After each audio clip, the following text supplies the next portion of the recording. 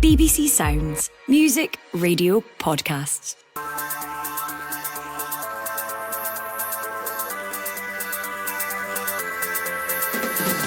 Hello, I'm Phil Goodlad and this is the Scottish Football Podcast. All the news, all the views, all the analysis you need on a very cold Wednesday, the 8th of January. Plenty of action to warm us ahead. And the referee blows for full time. Celtic have dropped points for just the second time this season. Brendan Rodgers' first ever game against Dundee United ends in 2 points dropped as he and Jim Goodwin exchange pleasantries down below us. Dundee United held Celtic to a goalless draw the last time the sides met. Will we see the net bulge in the east end of Glasgow this evening? Meanwhile in Ayrshire, a great curling cross towards the back post. Well, it was saved by the goalkeeper, but it's gone in at the second attempt, and Motherwell go in front. Kilmarnock looking menacing here, and it's gone in for the equaliser. And it's Liam Polworth, that long-awaited Polworth goal. who will come out on top as 10th place Killie host 5th place Motherwell?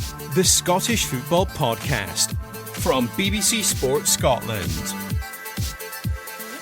Delighted to say that Daniel Caw, the Daily Record chief football banana, is with us, and Lee Miller, the former Scotland striker, who is not holidaying in Spain right now, which has completely ruined the opening monologue I had to this podcast, which really, Lee, was slagging you off terribly. So I'm delighted you're with us in the cold this morning. Back to the coldness, yep. How was the sunny delights of another country that's not -5 this morning? It was good, but it was a wake-up call coming back to the minus degrees in Scotland. But no, it was good to just get away and get a wee break. Yeah, I bet you it was. Danny, how are you? I'm good, thanks, Phil. Week and after this, we'll go to a travel agent. We'll sort ourselves out, don't worry. Yeah, we will. We'll sort ourselves out for in 7 months' time when the temperatures get better. Listen, can I ask you, this is my first time of doing the podcast this year. Do you actually know what day it is? Do you know what teams are playing tonight? Are we still in that period where it's the 8th of January, but really do we have 2 games tonight and 1 game tomorrow night? I've sort of lost track. I don't know about you, Lee, but I'm kind of just about getting it back, but I didn't even realise that Rangers were playing tomorrow. I thought they were all tonight. Yeah. It's still kind of the no man's land, isn't it? Mm-hmm. It is. I was back to work Monday there, so I'm kind of back into the swing of things, and the kids going back to school as well Monday makes a difference. So back to a little bit of routine. We know our day. Yeah. Mrs. Goodlad is a teacher, and obviously the kids going to school on Monday too. And because I was only back on Tuesday, I was rather too smug on Monday, lounging around while they all went to school. But my character was reassessed for me on that front, and I won't be doing that again. Listen, let's get into tonight's action. I'm glad you said, Danny, about Rangers playing tomorrow, because I thought all the games were tonight. So we'll leave Rangers for tomorrow. Let's go to Parkhead first. It's first against third, which I think is testament to what Jim Goodwin has done at Dundee United, Danny, that we are speaking about first against third when we're speaking about Dundee United going to Celtic. It's pretty incredible, to be honest. I mean, I was looking at Dundee United's run. I think it's only 3 defeats in the last 16, which is pretty remarkable. I think that's in all competitions, but I'm really, I don't know about you guys, I'm really happy for Jim Goodwin. I don't particularly know him particularly well, but I was thinking back to when he was at Aberdeen, the way he left. I think it was the defeat at Hibs, wasn't it, when he kind of walked off the pitch, and you kind of thought to yourself, well, I don't know if and when we'll be seeing Jim Goodwin again. But no, and then as well in the Championship, there was kind of struggles as well. So no, I'm delighted for him, and it's great to have Dundee United, a big club, kind of doing well again. Yeah, that 2 years ago when that almost iconic picture of Goodwin leaving Easter Road, and remember did he not have to leap over an electric advertising sign, and it actually reminded me when I saw that photo again just in the last few days, it reminded me of Steve Clark walking past that bloody Oompa band in Germany. It was just the wrong picture at the wrong time for those involved. But yeah, Goodwin, a remarkable job to bounce back, not just as a football manager, but I guess, Lee, as an individual who'd been battered with those 3 games at Aberdeen. He'd taken a few blows at Aberdeen, didn't he?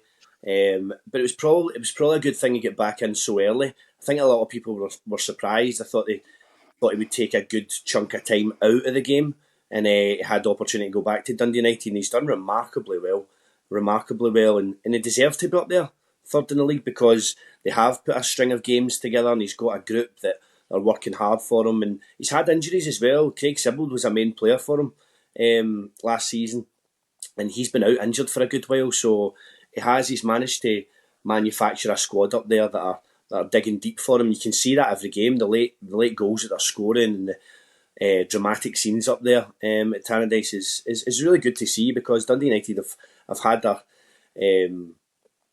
bad times recently. So no, it's really good to see, and I like to see Jim Goodwin doing well, because he is a really good guy as well as manager. What though next for United under Goodwin? They've got to third.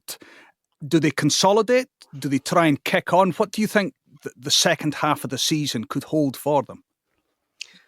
Do you know, the thing is, they won at the weekend, and I think a lot of people expected them to beat Hearts at home, they'd be 3 points behind Rangers. And I know that I'm not seriously suggesting they will catch Rangers now. But I don't look. It's a cliche, but just see where it goes. I mean, the Scottish Cup's coming up. It'd be incredible if they could go on a run in that as well. I think Dundee United fans, far be it from me to speak for Dundee United fans, but I think they're just delighted how the season's going, and probably pleasantly surprised. Yeah. Sam Delby strikes me as a key man for United. I think it's 9 or 10 goals so far this season. He's currently on loan from Wrexham. Is that a signing that Goodwin would want to tie up in this January window? Because, of course, the problem always with the loan signings is they come to a club, they do well, they put themselves in the market, in the shop front, and United and other clubs simply can't keep them. They want to go back and they want to launch on. Yeah, I think it is. He's been incredible this season, but he'll look at it from a point of view of he's in a really good place just now. He's enjoying his football, he's playing well. It's hard for teams like Dundee United to hold on to those players, because inevitably Scotland's a place to come up, play your football. We're a selling country. Every club in Scotland is a selling team. So you come up there. Wrexham have done, whoever manufactured the deal and looked out the scouting system there has done a remarkable job, because it's working for both parties. Because Wrexham have got him in the short window. Sam Dalby's in the short window. He's doing great for Dundee United. He's pushing them up the league. So it works in all aspects. But it's a shame, because he probably won't stay there. I think he'll probably move on to bigger and better things, and he deserves it because he's done so well. But Goodwin will just be delighted the way he's kicked on and scored so many goals and been a main threat for them. We've spoken about United. Let's speak about Celtic. But before then, let's launch the 2025 Scottish Football Quote of the Year Awards, which I think has probably already been won, and we're only 8 days in. Listen to this. I'm not going to beat about the bush when I am talking about the bush. Danny, who said that and why? I believe that was Brendan Rodgers yesterday at Lennoxtown. It's a phenomenal quote. I've just read it out on Good Morning Scotland and then had to provide context. And unfortunately, the context isn't as good as the quote. It's been a strange few days for Brendan Rodgers and Celtic. I mean, obviously, I imagine we'll talk about the kind of mini strop he's had with the Celtic fans, which I think was really interesting timing, considering they were battered in the Old Firm, a week, 10 days ago. Is that clever management? Has he deliberately done this to take the heat away from the players and actually pile it all on him? Because it has been a rather strange couple of days. Yeah, I mean, perhaps. I mean, we know he is obviously an elite, clever manager. The one thing I would say, though, is he wouldn't have done it this time last year. If you remember, they just lost at home to Hearts, then away to Killie. And a lot of fans were, getting on his back a little bit, I think it's fair to say. But no, he's done this from a position of strength. And maybe he's just been honest. Maybe he's just like, look, I can't, I'm too long in the tooth to be kidding on, Are you saying that Brendan Rodgers chooses his moment to not beat about the bush when speaking about the bush? I think he's more I think he's more clever than he lets on. I'm so happy that I came back here and love my life and love my job here. But it is also important to be able to say what I think. Sometimes you are paid not to say what you think, but there are moments when you have to. And I am at the stage now in my career and my life where I do not need to bite my tongue. All this for a few naughty Celtic fans who shouted things at Greg Taylor to get the ball forward rather than play it back, Lee Miller. Yeah, I think Daniel covers it. He's a very clever manager. He knows what he's doing. He's earned the respect again from the Celtic fans, although obviously they do take a bit of doing off the Rangers recently. But I think it's probably right. He's probably taking the heat off the players. He's probably thought, you know what, I'll come out and say what I need to say because I can, and it'll deflect away from the players, which is clever management in my opinion, and it just gives all the pundits and that something to talk about as well. A penny for the thoughts this morning of Greg Taylor, though, who yet again is across the back pages because of Brendan Rodgers' comments and, of course, the continued speculation involving a return for Kieran Tierney. But Greg Taylor must be reading the back pages this morning and seeing a manager going into bat for him and to almost take on an element of the Celtic supporters. If he plays tonight, he takes to the pitch 10 feet tall, does he not? I think so. I would think so, absolutely. Again, it's a really peculiar spot that he's in because, and I know social media is not the be-all and end-all, but you read a lot of Celtic fans there. A lot of them are talking as if it's either, Kieran Tierney or Greg Taylor. Even if Celtic were lucky enough to get Kieran Tierney back, they still need, another left back. We all know about Kieran Tierney's fitness problems. Mm-hmm. So yeah, it's kind of strange to potentially be ostracising a player like Greg Taylor. The fans that seem to want an upgrade, it sort of bemuses me. I mean, I know Kieran Tierney is a top level player. He'd be great to have, but I think Greg Taylor's been fantastic for Celtic. I really do. I think after a tricky start, mm-hmm. He's a brilliant left back. He's absolutely brilliant. And I think if he does go, he'd be very hard to replace. Do you think if Celtic Dundee United tonight at Parkhead ends like Celtic Dundee United did a few weeks ago at Tannadice, that 0-0 draw, I nearly said 0-0 bore draw, but that would not be nice. Do you think that Brendan Rodgers will be happy to speak about the bush and to dance around the bush post-match? I very much doubt it. Does Dundee United need to go to these things tonight and almost carbon copy that performance from a few weeks back in the goalless draw? I mean, I don't know what you think, Lee, but I guess so. The one thing I would say is that I think Celtic were a little bit off it that day. I think they looked a little bit kind of tired. As personally, I think they have done quite a lot recently, to be honest. But the fans that Brendan Rodgers claim are moaning, that the defeat against Rangers, which was bad, fair enough, but those are the only goals they've conceded since mid-November. Yeah. I mean, Celtic fans, I do think they've got a little bit of a kind of feeling of entitlement. And to be fair, there's a generation of Celtic fans, all they know is victory. Yeah, that's true. So, no, in terms of the game tonight, I think Dundee United will struggle. But see, the thing is, though, there's no pressure on Dundee United. Absolutely no pressure. They can go out and play with freedom. Jim Goodwin will have them set up, but they will go out with a freedom. All the pressure's on Celtic, because that's all we've spoken about in terms of the fans and Brendan Rodgers coming out and saying this and that. All the pressure's on Celtic, so Dundee United could go down and they could cause an upset for me. It's a fair point.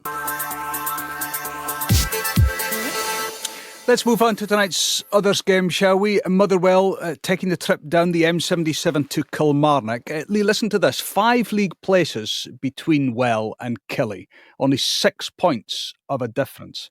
I mean, it would be easy for me to say it's incredibly tight in the middle of the table, but do what Ross County has done and put together 2 or 3 games, win on the spin, and you go shooting up the table. Yeah, that's all it takes. You just need to go on a little run, a mini run, and there's not much between 5th and 10th, 5th and 11th position, because Hearts have put a couple of results together as well. So no, it makes for a good league in terms of everybody can beat everybody in the league. So they throw up some upsets. The last game with obviously Motherwell and Kilmarnock was the whole heated debate about the sending off with Dan Casey, and then it gets overturned and stuff. So how long ago does that seem, by the way? I know that's the thing. There's so much football played in between. No, Motherwell looked to to get down there and try and get 3 points, obviously. But Kilmarnock being at home, they're strong at home, although Ross County produced a result from nowhere recently at Rugby Park. So it'll be an interesting contest. Daniel, how big was that result for Ross County? Because Kilmarnock at Rugby Park, I mean, the way that they put Aberdeen to the sword over Christmas and New Year was really impressive, though Aberdeen, I think by their own admission, were terrible. But I don't think many people would have had Ross County to go down to Rugby Park and to turn them over, and they did. And it's almost like Fortress Rugby Park no more. Motherwell will fancy this on the road. No, I think they definitely will. I do think for Killie it's a must-win game. I hate that cliche, saying that in the first week in January. Stop beating about the bush. But it's been a weird season for Killie because they seem to put one step forward, two steps back. I mean, like you say, Phil, it was Fortress Rugby Park last season. I don't know if being in Europe this season is kind of, I don't know, unsettled them a little bit this season. But no, no one would have fancied Ross County. Motherwell, again, it's kind of at least they can go there with no pressure. I don't know. I think Derek McInnes will be desperate to get 3 points in this. And if they do get 3 points, they're down in 10th at the minute. If they get 3 points, they're equal with the top six. So yeah, that's what we play for. I mean, I'm just looking at the table just now. They actually, if they were to win and to win by 2 goals or more for goal difference, they would actually leapfrog St Mirren and go into the top six. And yet we're speaking about them just being a point off the relegation zone this evening. A word on Danny Armstrong at Kilmarnock, linked with Hearts again come the end of the season. Maybe not the Danny Armstrong that we saw last season, but if he's not finding his form at the moment, Lee, would something to spark him and to this spark Kilmarnock? Could that be a cold midweek match against the Motherwell side? All you need is a ball to talking about more cliches, to skid off a backside and go in, and he could be up and running once more. Yeah, he could. He is a top talent, Danny Armstrong, and he will look to probably progress and go to bigger and better things. No disrespect to Kilmarnock, but at the end of the day, he needs to start performing for Kilmarnock, and Derek McInnes knows that. He probably understands and realises that he won't have Danny Armstrong next season, so he needs to get the best out of him. And Danny Armstrong will know that himself, so he's a threat. If he plays, he's a threat. His deliveries and his goal contributions have been really good. As of recent, they haven't been great, but he'll look to turn that around. Can I just ask you, as a former player, we sometimes see this where a player enters the final few months of his contract and it's maybe too easy for us in the media to say, oh, well, his future must be playing on his mind. That's why he's not hitting the form that he once did. Is that an accurate portrayal, or does 1 and 1 just make 3 in that situation? No, I think it's funny because I used to play really well leading up to the transfer windows. I didn't mean to. It just happened. And I remember a couple of my teammates, Mark Kerr and Clint One, they said, "Oh, you're getting ready for the transfer window again." There was always rumours of me going somewhere else, but I didn't mean to. It just happened. I just went on a wee run. At times, you don't overthink about it. At the end of the day, you need to play as well as you can play every game for you to get noticed and get your moves. So you can't down tools to try and go somewhere. It doesn't work like that. How do you see this one tonight, Danny? I think it's going to be very tight, but do you know, I would back Killie to get the win. Yeah, it's based on not much, but I think they will. It is a hard place to go. I'm going to say score draw. We spoke about Danny Armstrong there, potential moving at the end of the season. A couple of other transfers floating around. Aberdeen seem to be busy, linked again with players on the back pages this morning. Another one, Johnny Evans, veteran Man United defender. Do you think he will move to Rangers, Danny? I'm not convinced he will. I think if he did, he would instantly improve the Rangers' defence. Although he is 37 now. I mean, I'm not sure long term he's what Rangers need, but he wouldn't be a long term signing. I don't know. I doubt that they will manage to get that over the line, Rangers. But as I say, we definitely improve them at the minute. So it'll be almost like a similar Davy Weir situation a few years back, moving to Ibrox. And I think Davy Weir would have been a similar age, wouldn't he? Yeah. And the impact he had. And I know that's quite rare. But look, you're for Philip Clement, I think Philip Clement, personally, I think he's still not quite out of the woods yet. No. I know he beat Celtic, but he's not, is he? No. He needs to think about the next game. And if there's a guy there, a Premier League defender, who's going to come in, he's going to improve your team instantly, I think he has to look at it. Ben Doak's another one, Lee, that's filling column inches at the moment. Reports that Crystal Palace have made a £20 million bid now for the Liverpool and Scotland winger. Would Crystal Palace be a team that would fit Doak's burgeoning talents, or should he be looking to stay at Anfield and carry on his loan spells and working up into the first team? I think he'll stay. I don't think he'll go. I think Liverpool rate him too highly to sell him for that cut price. They've put a price tag on him, I think, of about, was it 30 possibly? He's a class act. He's a top talent. And he's only going to get better. The more games that he plays, the experience he gets, he just frightens defenders. And that's why everybody's trying to get him at a steal price. And Liverpool hold the cards in this. If Ben Doak doesn't work, Ben Doak will fancy his chances to get in that Liverpool first team. I know mentality-wise what he's like, and he backs himself. I watched him loads with the Scotland national team set up when Lennon was in the same squads as him, and he doesn't care who he plays against. He just goes out and plays the same way against every player that he comes up against, and he's exciting to watch, and he backs himself, and he's hungry for it. So I don't think he will go. I think he'll stay. And I don't know if the manager at Liverpool rates him or likes him or is going to feature him, but I think he'll back himself to go and kick on at Liverpool. I wonder, Danny, if we see Ben Doak in the next few weeks, given transfer speculation, do a Lee Miller and just start playing brilliantly to attract his clubs.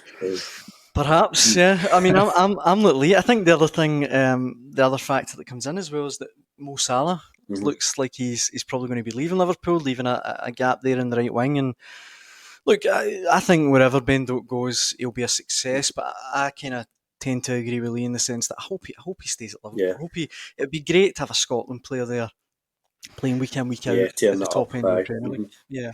Gentlemen, I thank you for not beating about the bush on Ben Doak or on anything that we've spoken about today. You go on and beat and talk as you will about bushes and Scottish football. Danny Caw from the Daily Record. Lee Miller, former Scotland striker, thank you very much indeed for joining us this morning. Listen, busy old night ahead. 2 matches, as mentioned. Celtic against Dundee United. Kilmarnock entertaining Motherwell. You won't miss a thing on good old BBC Radio Scotland. Sports Sound on air from 7 o'clock. That's online, on digital, and on your smartphone. And while we are talking about all things Scottish football, remember to tick on the notification button for getting the latest daily Scottish football podcast delivered right to you.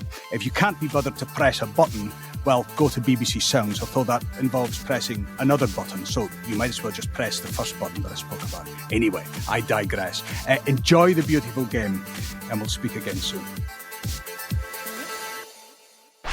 Sir Alex Ferguson is the most successful British manager of all time. Nobody is above him or this football club. So how did an apprentice toolmaker from Glasgow become one of the most iconic figures in sporting history? His strength of character, his determination, the fight in him. He can be persuasive, he can be charming, he can be frightening. I'm Kelly Cates, and this is Sporting Giants Sir Alex Ferguson. I didn't want to feel, I couldn't feel. Listen on BBC Sounds.